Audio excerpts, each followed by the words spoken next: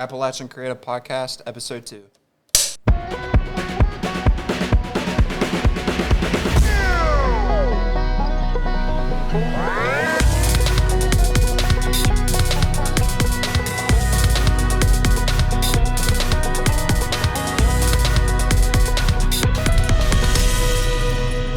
Hello and welcome to Episode 2 of the Appalachian Creative Podcast. My name is Jacob Holmes, and we are here today to learn about sales. And lucky for us, we have a career salesman in the room. Hey guys, my name is Jerry Buckner, resident expert in everything BS. Before we get into sales, I want to do one thing. I want to figure out kind of how our weeks have gone. So we're going to start out over there with Carson. Carson, tell us what you got going on this week in the world of filmmaking and creativity and etc. Well, not much. Just the old podcast. You know, I was looking forward to it the whole week. Have you filmed any movies this week or anything? Yeah, what happened with your short film that we were working on? I heard it was supposed to happen on Saturday. Yeah, it was supposed to happen on Saturday, but I bit the dust and I had to call it at like 1 a.m. And fun fact, Jacob over there, he got up, he got ready. I was ready. He got all of his gear, everything, and let's just say... Luckily, I logged on to Facebook. Yeah, he looked on Facebook, and I'm pretty sure he was throwing stuff. So for some good directions from our director. For you directors, make sure that the person bringing some of your gear and helping you with your stuff knows that you canceled your shoot. Jerry, how was your week?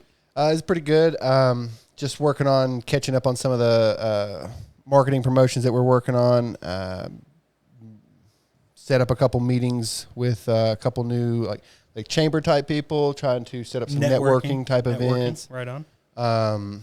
Just getting ready for fall, getting ready for football, all that good stuff. Love football. All right, so what about you, Jacob? So yeah, for myself, before we start introducing the topic here, it was a good week. I actually re-rigged my entire gimbal so that I can mount my monitor to it, which was like the highlight of my week as far as film goes. I can actually use it a lot like a Steadicam now, external battery, external power. So it's all kind of coming together. I've been working for a while, and I just got a new gimbal that allowed me to do that. So that's pretty cool. That's awesome. So you mentioned networking. Networking is huge, trying to get clients, trying to get potential business. That happens to be what we're talking about today. So walk us through the sales process. Walk us through how we're supposed to get clients. So the sales process, it can be complicated, especially if you get kind of hung up on not knowing where you're at in that process. So having a clear direction and a clear-cut process laid out in your workflow is important. Every interaction, prospecting, whether you're you want to make a good impression. You want to make sure that you're presentable, you're able to talk about your product. You want to make sure that you're somebody that people want to do business with. I think that's the first kind of hurdle that you want to overcome. And that's even more important in a small town market like what we're in, you know? Yeah, for sure. You kind of have to look the part. I think that's a very important part of any job. There's a uniform for a reason, and that uniform is to signify that you know how to do your job, that you're the professional. Right. And so if you look the part, I think that's half the battle in terms of being taken seriously out of the gate. Right. Yeah, absolutely. So what's our first step? We have a target client. We have somebody we want to sell to. Mm-hmm. We want to get a contract signed. How do we go about doing it? It starts with that strong elevator pitch. You might meet this person at the post office. You might meet this person at their business. You might meet them on the shoot of somebody else's project. And so you want to be prepared to pitch them. Absolutely. You want to be confident in what you're offering. That elevator pitch, 15, 20, maybe 30 seconds. 30 seconds is pushing it because I feel like you get wordy. Yeah. And once you get wordy, people tune out. Yep. And so try to be specific in the words that you choose. So what about, you mentioned in person. I know myself personally, a lot of times when my first contact with a client may not be face-to-face. Yeah. Well, and that's, having a strong email, making sure everything's spelled correctly. in your welcome message, when people go to your website, making sure that you have a clearly defined portfolio there so that people know, okay, this is so-and-so and they do this. Right. And they do it well, maybe. Hopefully that's the goal whenever they see your website. But beyond that, they reach out to you. You want to be prompt in your response. You don't want people to wait days. Yeah. They don't have that kind of time frame because they probably messaged 4 or 5 of you whenever they've messaged one. Yeah, and the one, or I'm sorry, if you're not responding, the other 4 or 5 are. For sure. And I'm a big fan of setting that appointment the earliest one of the day. If they say they can meet at 8 o'clock in the morning, guess what? I brought donuts. Yeah. I don't want to be there at 10 o'clock. Coffee shop down the street? Yeah, well, I don't want to be there at 10 o'clock because somebody maybe pitched them at 9:30, and now I'm the second pitch, and they heard a lot of what they wanted to hear in that first one, so they don't even hear what I'm saying. That sounds like it comes from your background in cars. A little bit. Meet them on the lot before they get into the building. Well, for sure. Your competition is stiff out there. Even in a small town market, there may only be 2 of you doing it. But if that other guy's got his stuff together, that's all the business. Oh, it's done. Right. He's already signing a contract before you've emailed him back. Right. And so you don't want to get behind the buck there. Being ready to present yourself, having that strong introduction ready, standing strong, shaking their hand and saying, "Hey, I'm here and I'm ready to kick butt because this is what I do really good." Right. So once we've introduced ourselves, and let's say we get that meeting. Yeah. What do you bring your donuts? You buy them coffee for sure, and then what do you do? Okay, yeah. So you get past the elevator pitch, and so then you have to start figuring out if this person is even a customer for you. You start asking those qualifying questions, and they're going to be different depending on what kind of videography you're doing. Are you looking for a spec ad? Are you looking for something that's going to tell the brand identity of your company? Are you wanting to showcase a product or how a product's used? Is it going to be a demonstration, long, short? Do you want to do something live? Right. Yeah.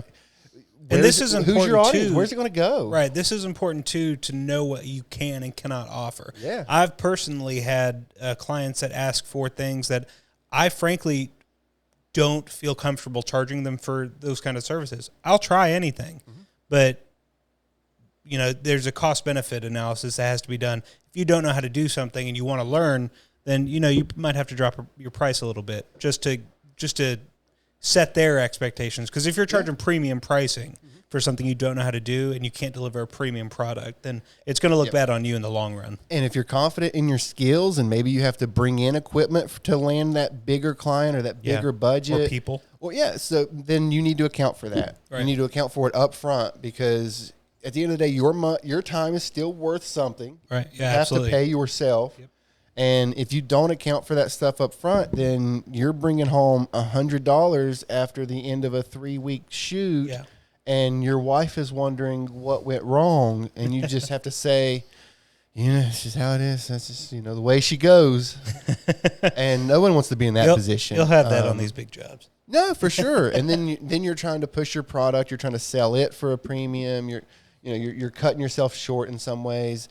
And you never want to do that because if you say you're going to be able to do a product, you have to deliver on that. Right.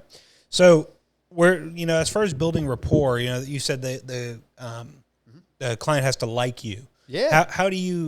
What do you do? I mean, are there tactics? Are you like Andy Bernard from The Office, personality mirroring and all that stuff? Or are you just walking in being yourself? What kind of questions are you asking to make sure they're the right fit for you, qualifying their own expectations and their own ability to hire you?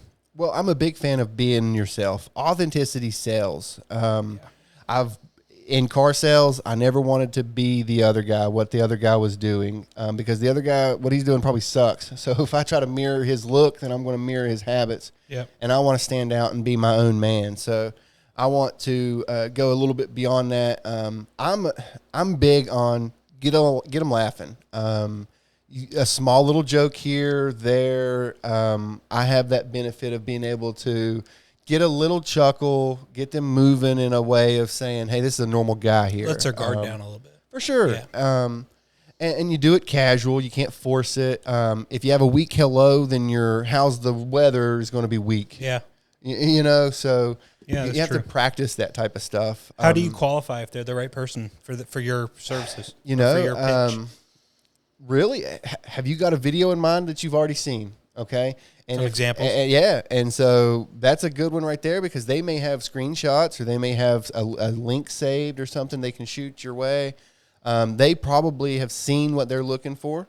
And so that right there can tell me right out of the way, if they send me something from a Nike ad, okay, they want a little more polish than if they send me just a TikTok review type of video, yeah, right. Yep. And so I can approach those differently. I like to ask them questions like, what's your budget? I want to come back to the budget one. Once we get through, I want to come back to the budget.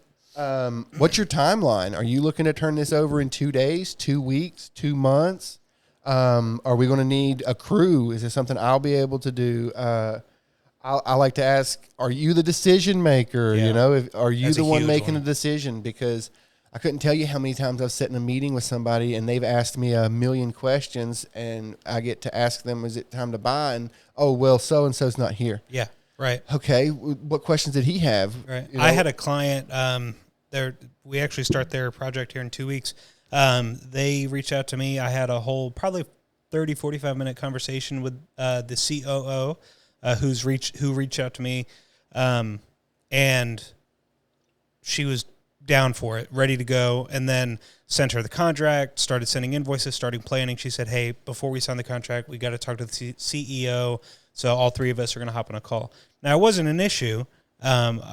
We still got the sale done. We still got the contract going. Super excited about it. It's my first out-of-state client, so that's pretty exciting.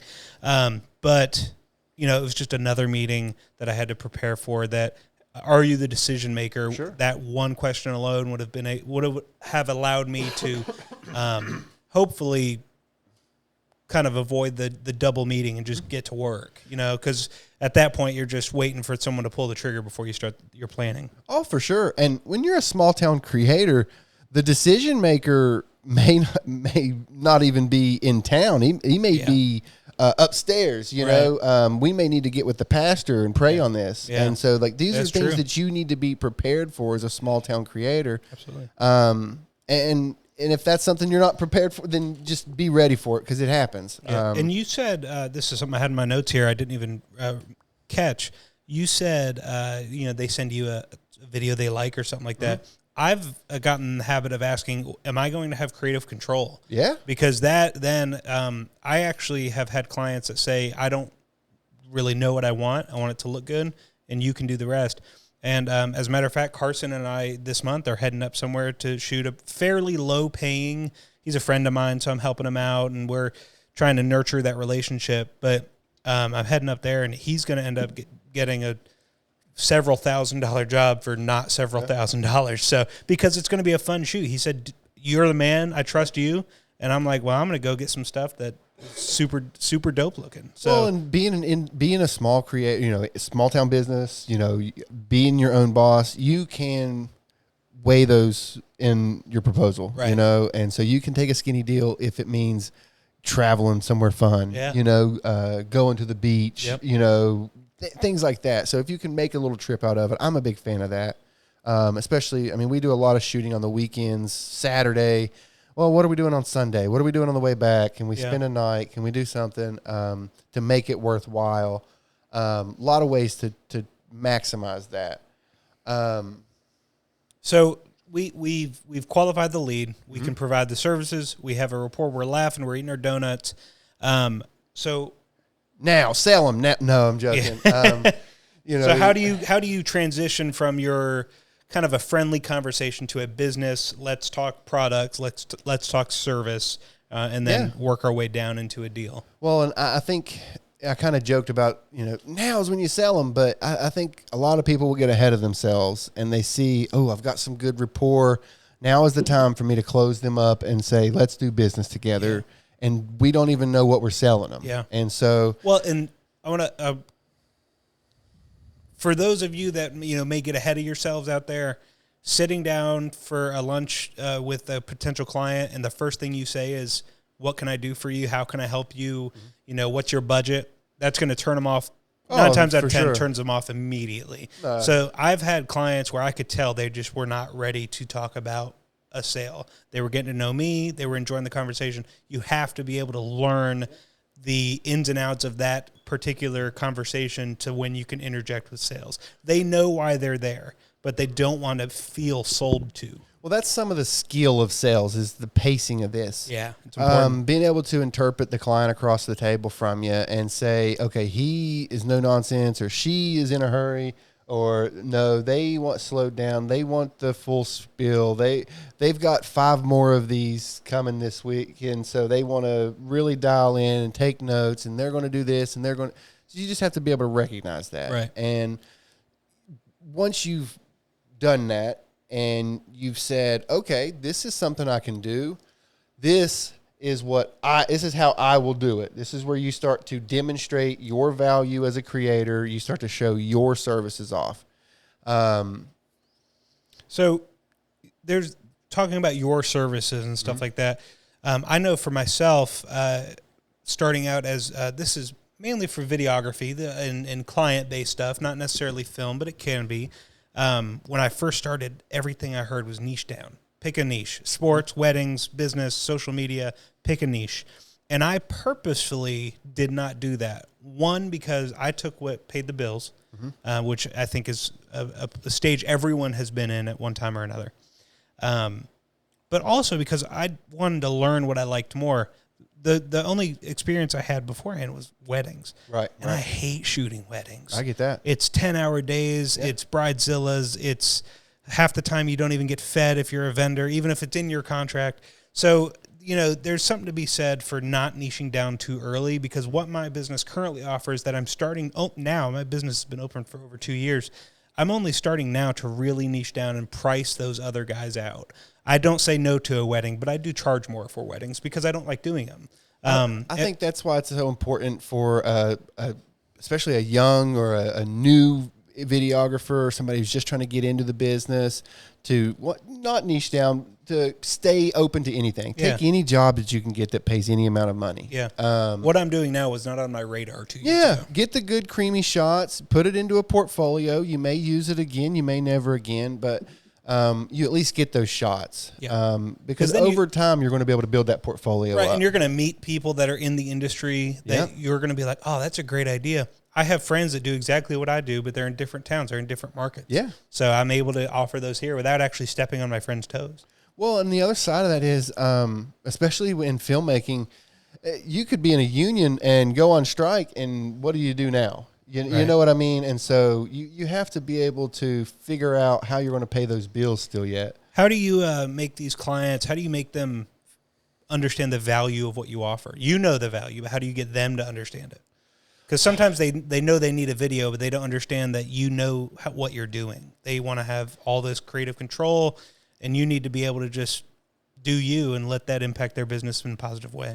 I think the biggest thing for me is to get expectations right out of the gate, because I can build $1 million worth of value in my product, but if his budget is $100, I'm only talking him further away from the product. Yeah. You know what I mean?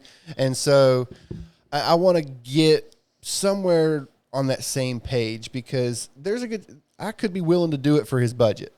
Yeah. Especially if those things are there, like travel or if everything makes sense, for sure.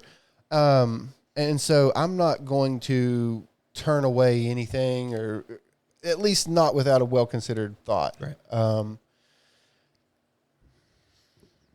So we've got the value. We're friendly. They're interested, what now? So here's a contract, here's an invoice, we'll see you next week, or how do you close per se? Are you Shark Tanking it? Some of that's going to depend on where you're at in this process. If it's face to face, if it's if you're still over email and you've just sent them a portfolio, and then you still need to land that in-person meeting. Yeah, that's true. That's true. And so you're still at step one in my book. Yeah. And so, but if you're, in that in-person meeting, everything's going well, you pull out the portfolio on your fancy computer and press play, their eyes light up, you start seeing dollar signs, this is where I start to have a little bit of fun and start getting the client engaged some more. I start asking them more questions. I might get a piece of paper out and have them start, draw, do you have an idea of your logo, this, that, get them involved in the creative process. I can't draw for anything, so them drawing, I like that. I'll do it describe it for me, because even if they're describing it, they're involved. Yeah. And if people are willing to put forth energy, then they're halfway to putting forth their money. Right. And so I like to get them moving. You can do this a lot of different ways. There are a lot of different questions you can ask to try to get them, trial closed or action closed. Can you explain those? What trial close, action close, what are those? You're just testing the waters. It's not a hard. Where do I sign? For $5,000, you'll get this video right here. It's non-refundable. Sign, and I'll get your money. Yeah. Okay, that is a very hard close. Yeah. A trial close is very soft. So, it really seems like you're liking the direction of the video. Am I going to have, are you going to be this involved through the whole process? Because this would be great. I'd love to keep this going. Maybe I get their phone, maybe I get their personal phone number. Maybe I get more contact. Maybe I find a way maybe I share the Milanote that we're working on. Right. Maybe I share something with them, that just pulls them into a commitment. It may be as flimsy as that. Anybody can cancel an email or anything, but if they open that email, they're that much closer to pulling the trigger and buying from you. Yeah. And I think that those actions, when I sold cars, 75 yeses in 45 minutes and you'd sell a car. Yeah. It's a little different now, and you're not trying to get as many yeses, but I love to use little yeses from introduction all the way through to that hard close that are these trial closes. Yeah. Little ask permission here. Ask permission here. Oh man. Paint the picture of you in their lives in the future, and how easy and great it's going to be, and how your product is going to answer all of their problems. Right. And they're never going to need anything ever again because they've just met you. Right. That's pretty big for me, that kind of keep them in your life sort of deal, because my main offering is social media management, long-term retainer contracts. So a lot of times I'll meet with somebody who wants to do, like, we'll say just film for a couple hours, have some content that they can post. Well, I always try to say, like, hey, you're going to be dealing with all these events, or you're going to be dealing with clients and with your own business. Let me handle the social media for you. Because in a year's time, we could have, a post a week. I have examples from current clients that I show them. Like, here's every post I've done 3-4 times a week. Yeah. And, we sit here and we say this, and this is all learned over time. Yeah. I have lost clients because I had gotten, too bogged down with other stuff, and all of a sudden I hadn't posted on their pages for 3 weeks. And some of them will be watching this, and it's a learning experience. It's part of owning your own business. It's part of growing as a professional. But the key is, if you lose a client because you forgot to post, your next client, you don't forget to post. Figure out a way that works. For me, I actually show them a Milanote that has color-coded day by day. Yeah. Every single, if I'm posting that day, it's a video, it's a story, it's a photo, it's a graphic. That way they can see that I'm putting this work in. And then as I'm getting content, I take those captions, post them into Facebook Scheduler or wherever. For sure. And it shows them that I'm more involved. I started doing that after I lost a client. So that's important. Are there any, so we talked about trial closes. We talked about hard closes.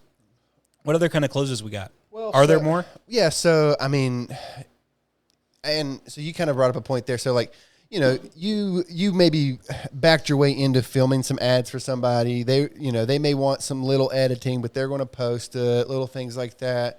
That's another opportunity to close them up. That's an opportunity for you to, you just finished shooting. You can talk about, how, so we've got everything covered. This is something that I've got scheduled for another one of my clients. I'm about to, hit send on all of this. Man, we could do this with your content. We've already got it all here. What do you say? Something so simple as, presenting and pitching. Yeah. Because I'm a big fan of the add-ons, the upsells, the upsell package. And it sounds bad. It has a bad stigma to it, but upselling, it's a lot of times these clients don't know that they need someone managing their social media. They just need video. For sure. But then you can teach them like, hey, I can actually take that off your plate for you. For sure. And, and again, maybe they didn't need that up front. And in your initial consultation, it was fairly rushed at a coffee shop. It was busy. You didn't get to ask all those questions. Maybe you found all that out later on, and then you have to back into it. Always be trying to sell them something. If they're going to spend $1 with you, then they might spend $2 with you. Right. And if they'll spend $2 with you, then they might spend $5. Yeah. And build relationships off of that. Now, you always want to deliver on the value, but that is how you're able to keep your lights on and keep your business going, because at the end of the day, this is a profit-based industry, especially if you're doing client work. Not everybody can jump straight into producing, Jurassic Park. You have to start somewhere, whether it's with weddings or with client work. Jurassic Park shot in bad weather, Carson. You could take notes from them. Mm-hmm. They also weren't using someone else's cameras. Gear. They weren't using. At least they rented them. Yeah, there was a fella. Yeah, we're not getting into that. We're just giving Carson a hard time. He's a first-time filmmaker. We've taken him under our wings. But we love Carson around here. So you have something on here called a soft commitment close. I want to first I want you to explain it, and then I want to tell a story and kind of what's a soft commitment close? So again, a soft commitment close is another one of those. Let's get them committed for another date. You'll say something along the lines of, so let's go ahead and we're going to set up the planning session so that we can map out the project. Does this date work for you? And they say yes. Guess what they're agreeing to? In theory, they're agreeing to buy your video project. And this is something that you can ask before you've ever talked price. Because again, you want them to agree to do business with you before you've ever talked a number. Right. So something so simple as, hey, so let's go ahead and get this on the books so that we can move forward. So do you charge when you do those secondary interviews, those planning sessions? You go from that initial coffee with them to a full-fledged planning session? Coming out of this. So I'm coming from that. So we're going to schedule the planning session. Okay, we're going to get that on the books, and then we're going to talk more about the product. We're going to get more into what we're saying in that second. No, right now. Because I'm going to ask them to buy while I have their attention. Right. There's a really good chance that they leave that meeting, they can cancel that follow-up. They can do these other things. So I still want to get a contract signed. I still want to do some other things. So my story is, so when I saw that, I actually didn't know that lended itself to, like you are charging for that. Because when I do it, when I generally have those secondary meetings, I don't charge for them. I say, you know what, go talk to who you need to talk to. We'll come back and we'll get into some details, that kind of thing. But I learned very early on, I had a client that, I prepared this great pitch. I had 3D. He wanted to do construction surveys. Wow. I went out and taught myself 3D scanning on my drones and got everything figured out on how to do it and brought him in and showed him I put it in Blender and then did like walkthroughs of these 3D models. And I was like, man, this is a great pitch. And he loved it. Gave him the contract. He said, I want to meet again. I want to talk details. Okay. So, you don't have the time right now, but he loved it. So Next time we'll get it. Here we are 3 months later. And we have had still no contract, 6 meetings. Okay. No contract. I'm still vying for this contract. Yep. We sit down, we talk price, $1,000 a month. Okay, that sounds great. That sounds awesome. To me, that sounded awesome. 700 hours a month you had to put into it. It's like a job a day, almost. It's a full-time job. And here I am. I've spent 3 months, 6 or 7 different meetings, and I looked at him. I was like, dude. And then I declined, and he said, all right, we can adjust deliverables, which there's something to be said for adjusting deliverables.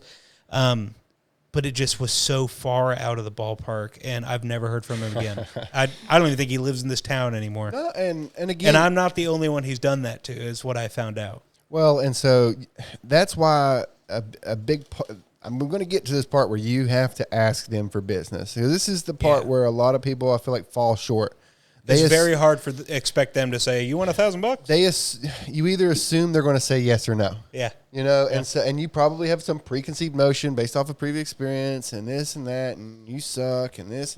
Okay, but at the end of the day, you have to ask them to buy from you, and so you have to be prepared with what your rates would be, on the fly. Yeah, can they be adjusted down the road? For sure. But you want to at least lock them into some idea of, this is what my base services cost. Yeah. We can talk beyond that. It does sound like you may fall into this category. We'll get into that at that planning session down the road. But this is where we're going to be looking at, okay? I would like to go ahead and set the time aside so that we can do this properly. And we don't have to lock those dates in now, but I will set aside 2, 3, 4 weeks for this project and do everything and get to a deposit. You want to lock people in, put a financial commitment there. I don't believe in a non-refundable deposit. I think that's kind of just bad business. I only do that for weddings or large contracts that I'm buying equipment for sure to do these. No, and again, for the most part, if you're renting equipment, then you can't just eat that cost. Right, because if it ships 2 days beforehand, you're not getting that back. No. So having an insurance plan worked into your budget to prepare for stuff like that. But you want to ask for the business, and it can be simple with something as easy as, man, it sounds like this solution meets your needs, so let's just go ahead and move on. Let's go ahead and get this agreement signed. And before we move into negotiating and actually settling on a price there, you mentioned having your base prices and stuff like that. I didn't even think of this till you said that. When I first started, I was seeing people post like, here's what I charge for this, but they're in like Houston. Right. They're in San Francisco, the most expensive places to be. For sure. So where we are geared toward small town, I still don't do, here's a low, medium, and high offering. Mm-hmm. That's it. I have, for my weddings, I'm actually going to give the prices that I quote people. And these are my weddings right now. I'm trying to price myself out of them. About $1,500 on the low end. That's 4 hours. That's 2 hours of a detail, arrival, setup. 4 hours, $1,500. That's not including mileage, stuff like that. And what I tell them is, I start out at $1,500. My highest packages go around $5,000. Yeah. And if they say, okay, let's have a meeting, well, now I know that they're interested. Yeah. A lot of times they'll say, oh, my budget's $1,000. Well, hope you find somebody. I can recommend some new guys if you want. My social media offerings, where that is, deliverables can be scaled so much. It's such a fluid type of project. What I do is my lowest social media long term, about $500 to $750, depending on if it's a friend or if it's a nonprofits, especially. I'll do their businesses for about $500. Just, it's honest in the grand scheme of things. It's a lower commitment. I offer individuals. I do have a couple clients that are individually. They're not a business, but they have individual needs. Right. I give them a lower price than that, depending on who they are. But my main thing is about $1,000 to $1,250 a month, 3 posts per week, 1 shooting day per month. That's about what I charge, and about $2,000 for a full-fledged commercial that I would have to hire crew and stuff for. So for those of you out there that don't know how to price your stuff, I'm going to give you, as a small town filmmaker, small town videographer, about $1,500 baseline for a wedding, about $500 baseline for social media management, long term, month to month, and about $2,000 for a commercial is what I am doing. I've done it for 2 years. If you're starting out, definitely scale it back a little bit to get that portfolio. But you have to remain steady in those pricing. And then, like you said, as you are working with the client, and maybe that $1,500 a month for 4 videos a week is a little too much. Well, okay, we can do $1,000 a month for 1 video a week and a picture or something like that. Well, and if you're going to be customizable, if you're going to be, especially when it comes to client work, that's all the more importance of asking those questions up front, and getting an idea of how involved they need you to be, how involved they're going to be. And ultimately, I mean, you can price yourself out of any industry, Absolutely. But yeah, you sure can. But I want to let people know, charge what you're worth. Yeah. Don't sell yourself short. So do you negotiate with them? Are you going back and forth? I'm not going to negotiate with anybody, especially terrorists in this situation, because You do not negotiate with terrorists. I'm not doing it. First off, why would I discount myself? All right. I probably put a fair price out there up front. Yeah. So, and I think that is. And then you have insurance, you have your gear. I mean, that costs money. Again, if you're going to dangle, $6,000, $7,000, $8,000, $10,000 worth of gear out there, you want some coverage. You want it to be worth your time. Yeah. You want however much time is going to be caught in setup, breakdown, edit. All of that has to be compensated. For you gearheads out there, I just recently appraised my business to make sure my insurance umbrella was wide enough. And in 2 years, I've acquired a lot of gear, tens of thousands of dollars in gear, and I am actually about $15,000 over my umbrella. So my insurance had to be adjusted. But that's another thing. Appraise your business. Figure out how much you need insurance coverage for. Because if your house burns down, your storage unit burns down, your studio burns down. For sure. And you only get a third of you have a $10,000 umbrella, you have $30,000 of gear. That's a lot of gear you're not getting back. For sure. Anytime soon. For sure. But again, knowing your worth, knowing what you bring to the table in your time, knowing what you bring to the table in your equipment, all of that's going to make things really easy when it comes to the negotiation. Do you, after you figure out a price, do you immediately send them a contract? I'm going to have one. When do you send your contract? You can sign on my hand right here, okay? I want a commitment, but that's the car sales. I don't have a pen. I'll just. That's the car sale in me. I sign right here in blood. Yeah. You can use my blood, okay?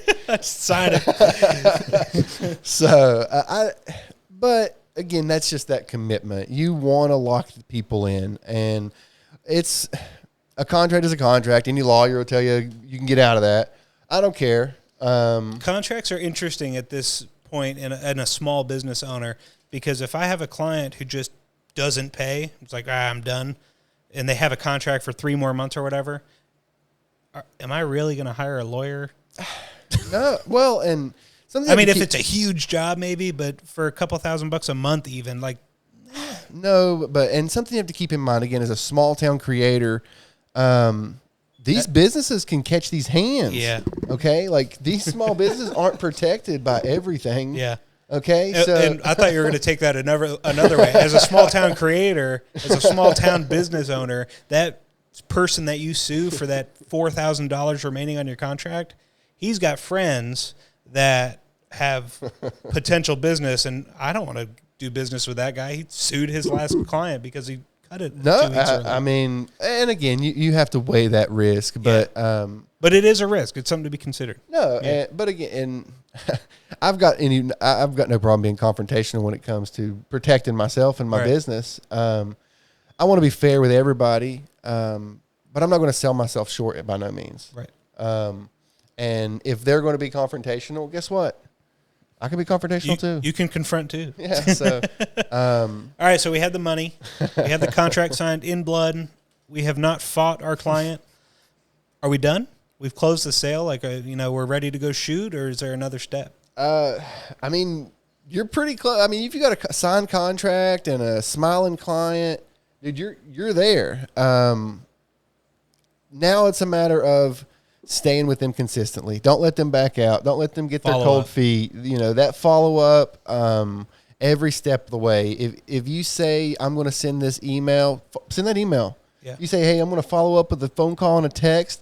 Do it. Yeah. That goes for even after you close and you've been working with them for a while. I mean, just today, literally today's Thursday, I sent a client 4 different versions, text removed here and audio mixing done, audio down a little bit there, little changes. But like I said, I was going to get it to him today. And he got it today, and he got 4 different versions of it today. I don't take my V1 away from you if I send you a V2. So So that follow up should be consistent through your whole contract duration. Really. I'm actually going through a similar experience. So hired a freelancer to do a logo, and it's been 2 weeks now. I'm not pressed about the time. I am pressed that he told me 10 days ago that it would be today. And he's told me every other day since it's a long then day. He's that on it would Saturn. be coming today. Yeah. No worries. And so no worries. Gotta love no worries. I was a little bit of a jerk earlier because I said my exact words was, I could write a book with all of the times you've told me not to worry about this, and that it would be here today. Don't mess with Jerry, guys. My Lord. But I have no problem with the time frame. It's just that he's told me 5 times that it would be today. Yeah. And it's now 9. It's almost 9 o'clock, and guess what? He still didn't send it today. Right. So today too. Who was I with? I was with somebody. Yesterday, I was shooting a job on a construction site, and we were inside, we were outside, we were upstairs in a big, airy, open apartment. We were downstairs in a darker apartment. We were shooting a bunch of different things, and I realized, going inside to outside, it was sunny yesterday. Yeah. I kept my VND on. Yeah. I had it on. Now it's just a VND, so all I had to do is twist it. But we did a whole take, and it was dark, and it just didn't look great. And I was like, hey, it's because of the lighting in here. And then after the take, he's like, are we good? I'm like, in my head, I'm like, no, I'm still on like 4-6 stops of ND. So I said, no, let's retake it. And I didn't tell him it was wrong. I just slowly turned it down. And that's what I'm trying to say is that's important because they want the product. Yeah. So if you don't have it today sounds great, but if you don't have it today, it just looks worse on you. It's going to be if it's going to take 2 weeks, take tell them 2 weeks. Yep. Set the expectations. Saying today and delivering 2 weeks looks worse than saying, hey, man, sorry, I got busy. I'll get to it as soon as I can. No more than 2 weeks. Well, and so my wife and I went to a marriage thing at our church recently, and one of the biggest tenets of any relationship is honesty, communication. Oh, see that? And I hope my wife ain't wild. I'm sorry, babe. But no, and a big part of communication though is setting expectations. Being honest. Yeah, well, and you have to be honest in those expectations. That authenticity and that transparency is what's going to help you build a client for life. By being able to say, you know what, it is going to, I know you would love it tomorrow, maybe even turn it around tomorrow, but because I know you want the best and I know that I can deliver the best, if I have 2 weeks, let me have those 2 weeks. Yeah, absolutely. And if they give it back to you and say, no, I have to have it tomorrow, just understand that I will be sacrificing quality to deliver that. Yeah. And if they agree to that, then they agree to that. Yeah, but I have a client I'm working with right now. And he hired me to do kind of a brand documentary on an event that he founded, sponsored, whatever. The first video, I thought it was great. I loved it. But then he came back with a whole page of notes, which I told him to. For you non-video people out there, if you send a video person notes, include the time code. That's huge. I figured out, buddy. And he did, and he sent me great notes.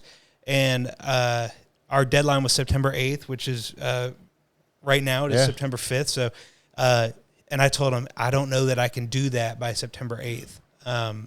He said, that's not a hard deadline anymore. Things moved around mid-October now. I'm like, oh, great. Okay, yeah. So, transparency. And I was also very transparent with him as well by saying, hey, part of my process is I don't send you the finished video until I have stepped away for a day or two, especially on these long, where I'm editing for a long period of time. Your eyes start to play tricks on you. Reds start to look pink and black start to look gray, and it just gets really, really hard on the eyes. So, and on the brain too, putting together a storyline. be honest. Hey, part of my process, I take a couple days and don't mess with your project at all. And then I come back to it and rewatch it from the beginning. For sure. And he said, "Oh, I love that." He was so on board. So that honesty, that transparency, that communication is really going to help you, one, seem more professional. Yep. You know, you're going to seem like you know what you're doing. You have your processes down. It's also going to make the client feel like he's more of a part of it than just, I'll get it to you in 2 weeks. Yeah. Well, what are you doing in 2 weeks? What are you doing for the next 2 weeks? You know, what is the adage? You can have it fast, cheap, or good. You can have any two of the three. You can have it cheap and fast. You can have, or cheap and bad. I don't know. I just messed that up. Something along those We'll lines. clip that one. I edit these, so that won't be in there. Just kidding. But shit, where was I going with that? You can have two of the three ways. Yeah. I mean, you're not going to get A good video for cheap. Good for cheap. You're not going to get it fast You're not going to get it fast and good. Yeah. And you're not going to get it cheap and just keep going. Good quality. Lord. Just this, cheap and quality. This cheap and quality podcast has taken a downturn on this. So follow up is what we're on here. And so again, building rapport, especially when it comes to client work. I like to keep track of work anniversaries. I'll add them on LinkedIn. I'll make sure that there are multiple lines of communication there, because I want to be a presence. I want to be top of mind, so that the next time that they say, "Ooh, I need a video," I'm going to call my video guy. Yep. He's right here. Oh, man, he was just working with so-and-so. I saw him on LinkedIn. Looked like he was having a great time. His videos have gotten so much better. I'm excited about this. Let's go. You know, I don't do a ton of LinkedIn. That's on you, man. I should. Yeah. Dave Lavender, that's where the ladies are. He's the professionals.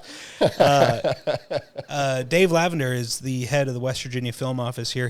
Every time I have a premiere, he posts on LinkedIn. I go in and share it, but I don't actually post on LinkedIn, which I probably should. I'm doing it more now just because I'm in that marketing sphere. Yeah. I still don't address it as a real social media. Yeah. I don't either. There's a lot of people that do. Yeah.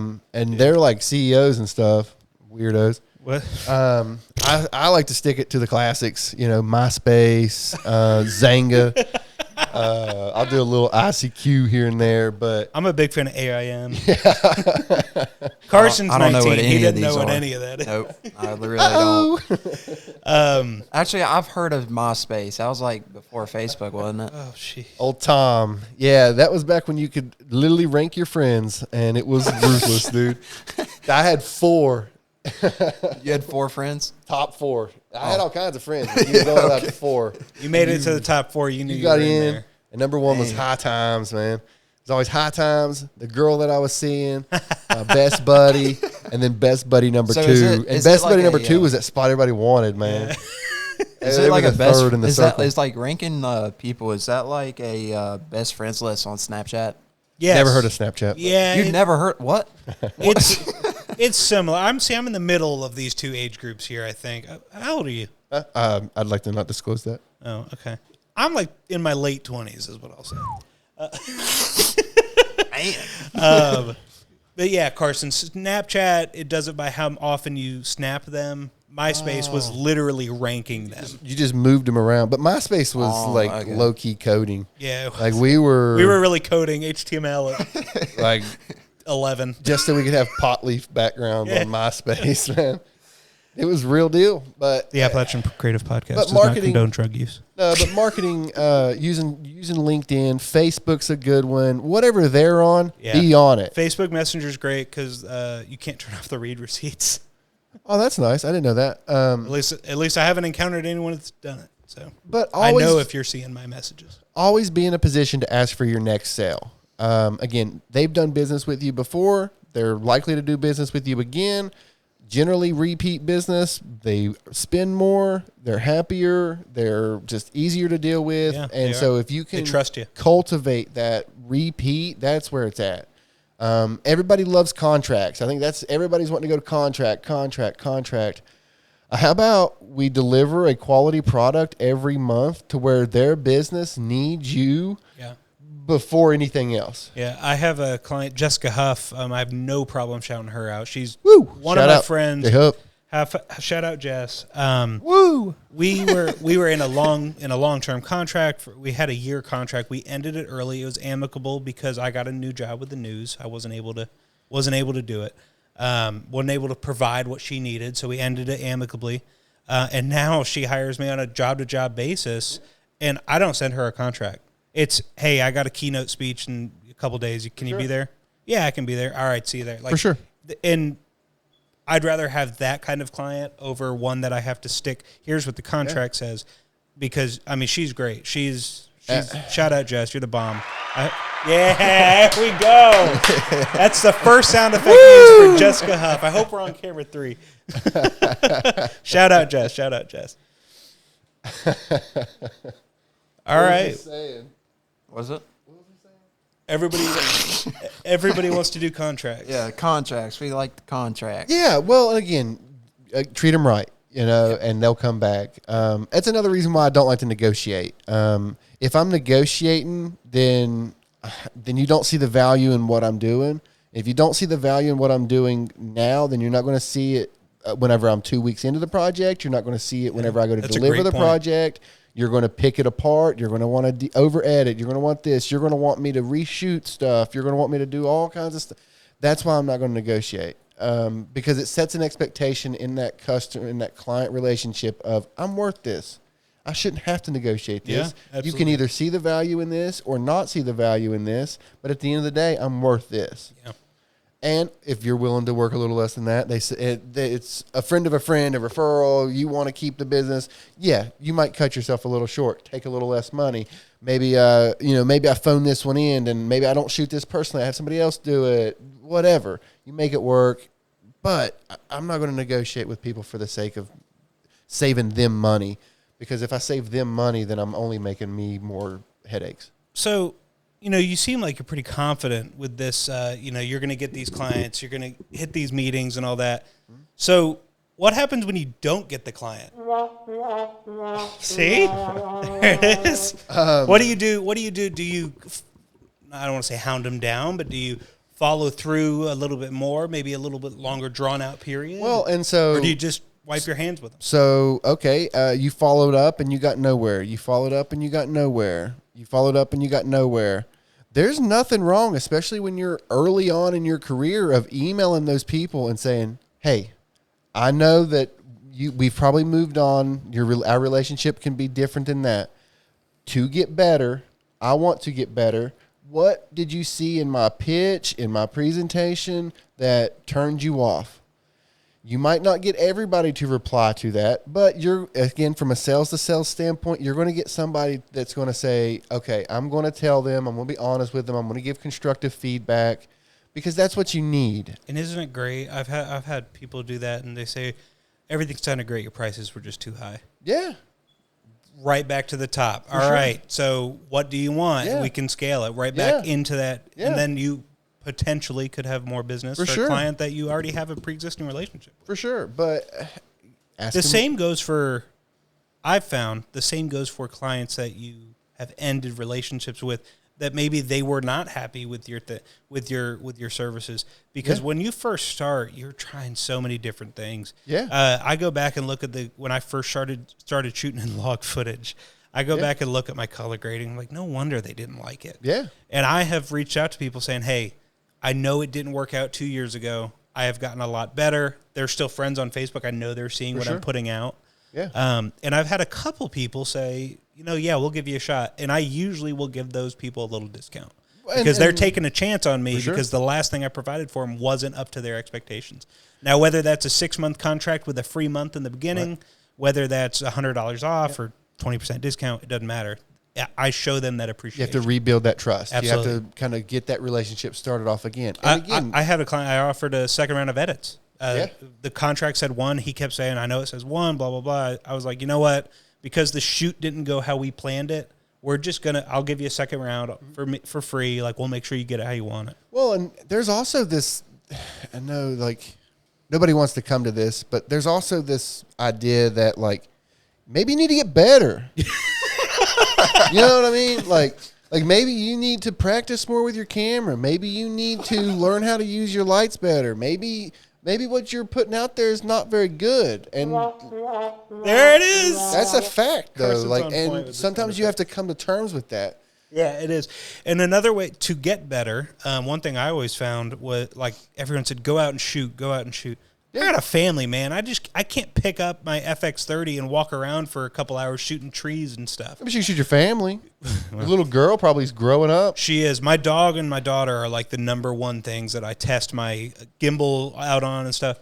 What I was going to say is, I have our church does basketball leagues. Yeah. And they don't care if I come in and shoot. Sure. I don't even release half of it, but I'll go in, I'll shoot a team, and you know what that does? I shoot it in log. I practice editing. Yep. I even now I'm very confident. I got in with a local bass fishing tournament just as an opportunity. One, I like to fish and get out and it's fun to shoot. Yeah. So and then you get to practice editing. And it was a completely different run and gun environment. You know, I'm not going to be on a boat all the time shooting, but like just to put myself in that position. Yeah. For free on a Saturday, just to practice, just to build that relationship with somebody, try to help somebody local. Again, being a small town creator, setting your schedule. Sometimes you have to give back. Sometimes you have to do a little there or here. And you should. It's the right thing to do. Honestly, we should be pushing ourselves to get better. And sometimes you have to get on a buddy's boat and, you know, do a bass tournament or shoot your church league or get a little bit creative there, but get out there and shoot. Dial in your setting. Watch more YouTube videos. You know, put $100 into a course YouTube, or something. Like invest in yourself to get better, because if you're not landing clients and they say, well, the video you sent me was white. Okay, my exposures are off. Or, man, is my white balance off? What is going on? I need to go look at what I sent them. Maybe they just had a bad link in the file.